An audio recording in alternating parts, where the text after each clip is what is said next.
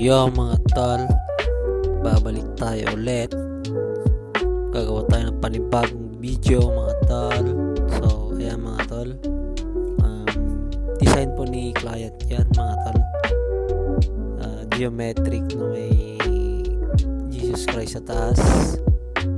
Yung lion is colored, maraming kulay talaga siya, na nakakahilo yung kulay mga tol. So pasensya na mga tol, ngayon lang ulit nakapag voice over. So ganyan yung technique ko mag lines, pigil hininga. Yan. Hindi naman siya naka deep nang maigay yung sa tip niya, may angat pa rin yan kasi may tendency kasi na pag sinagad mo siya sa skin, baka masugat yung sa dulo ng tip. So yung labas na needle ko is medyo mahaba, tapos medyo mababa yung voltahe. Siguro ang voltahe ko dyan is nasa 5.5, 6.5, mga ganun lang. All the way na yun hanggang sa pag-color ko, pag-color packing ko sa mga kulay, black and gray, mga ganong voltahe lang ako mga tol. So yan, inuuna ko yung dark color mga tol, kasi pag pinagsabay-sabay natin yung dark to light na kulay, magmamantsa na. So kailangan unahin muna natin yung dark, tsaka natin ilagay yung light color. So yan lang yung mga mapapayo ko mga tol. Tattoo lang tayo ng tattoo.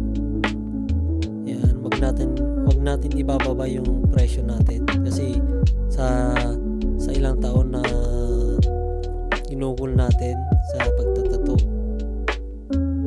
tapos ibababa mo lang yung kalidad mo mga tol. Kailangan kung hindi mo siya market, madami pa naman dyan mga tol. Huwag lang tayo mawalan ng pag-asa. Practice lang. Kung yung tropa mo is walang ginagawa, tatuan mo. Ganun lang mga tol. Ganun yung mga ginagawa ko noon mga tol. Maraming taon, meron pa ngayong ilang buwan wala akong natatuhan. Sobrang hirap mga tol, pero hindi ako sumuko. So yan, yan yung mga dark color tol, mga tol, na kinulay ko dun sa lion. So yung mga dark, tsaka ko hinuli yung light color para hindi mamansyahan yung light color sa dark.